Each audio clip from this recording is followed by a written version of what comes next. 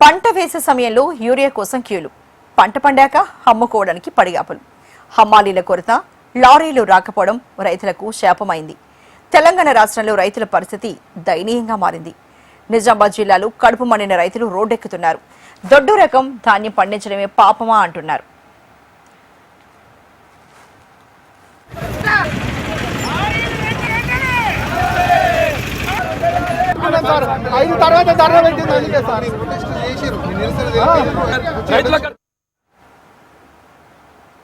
వరి కోతలు ప్రారంభించి 2 నెలలు దాటింది.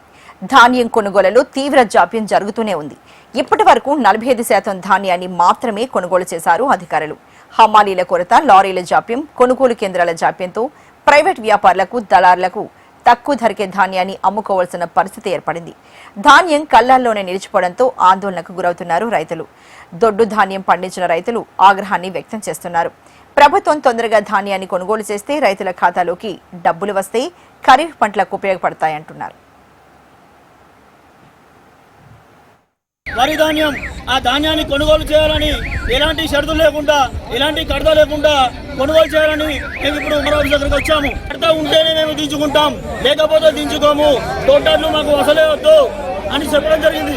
ఈ ఉద్దేశం ప్రకారం మేము ఎంఆర్ఓ గారిని అడిగి ఇలా తీయడానికి మేము వచ్చాము. ఈ 10 కిలోల కడత దేని గురించి? మీకు 10 కిలోల కడత మిల్లర్లకు ఇస్తే ఏసీనోళ్లకు 10 కిలోలు, విత్తనాలకు 10 కిలోలు, ఫర్టిలైజర్కు 10 కిలోలు, మిషన్కు 10 కిలోలు ఇచ్చుకుంటా పోతే మీకు మిగిలేది మాకేంటి? మా రైతులకు మిగిలేది ఏంటి? పండించినాడికే సున్నం పెడుతున్నారు ఈ రైస్ మిల్లర్లు అధికారులు. ఈ ఒక ఉద్దేశము. మరి ఇంకో ఉద్దేశం ఏంటంటే యూరియా యాప్.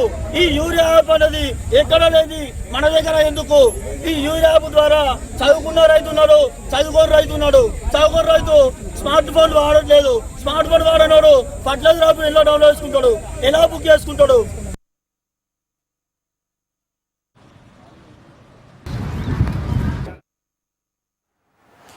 నందిపేట మండలం మోతాడ్ జాతీయ రహదారిపై డిచ్పల్లి మండలం ధర్మారంలో రైతులు ఆందోళనకు దిగారు. ధాన్యం కొనుగోలు చేయాలని, యూరియా కొనుగోలుకు యాప్ను తీసివేయాలని డిమాండ్ చేశారు. ఇటు 1084 వరి కొనుగోలు కేంద్రాల ద్వారా 35,000 టన్నుల కొనుగోలు చేసినట్లు రికార్డులు చెబుతున్నాయి.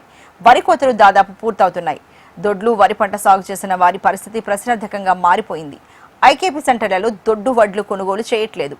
అయితే తమకు ప్రభుత్వం ఎలాంటి సమాచారాన్ని ఇవ్వలేదని, దొడ్డు వడ్ల ధాన్యం కొనమని తమకు చెబితే అవి పండించే వారమే కాదు అంటున్నారు. 6 కాలం కష్టపడి పండించిన పంటపై ప్రభుత్వం నిర్లక్ష్యంగా వ్యవహరిస్తోందంటున్నారు.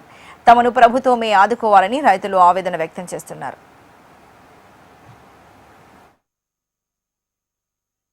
లారీలు అనేది వస్తలేవు. ఇప్పుడు దాదాపు ఒక 10,000 సంచులు ఉన్నాయి. అవి దాదాపు 41.5 కిలోలు పెడితే ఇప్పుడు జోకితే 48, 46 కిలోలు వస్తాయి.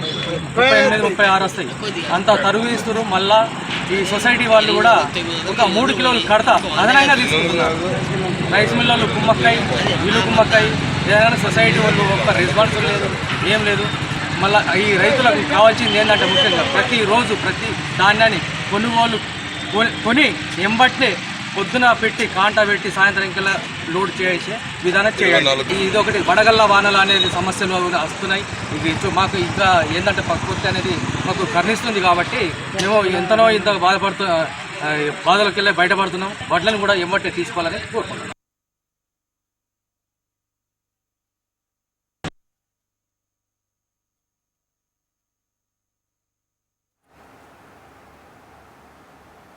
ఇప్పటికైనా ప్రభుత్వం దొడ్డు ధాన్యం వడ్లు పండించరాదని అధికారుల ద్వారా తమ రైతులకు సమాచారం ఇవ్వాలని కోరుతున్నారు. ప్రస్తుతం పండించిన దొడ్లు రకం వడ్లను కొనుగోలు చేయాలంటున్నారు.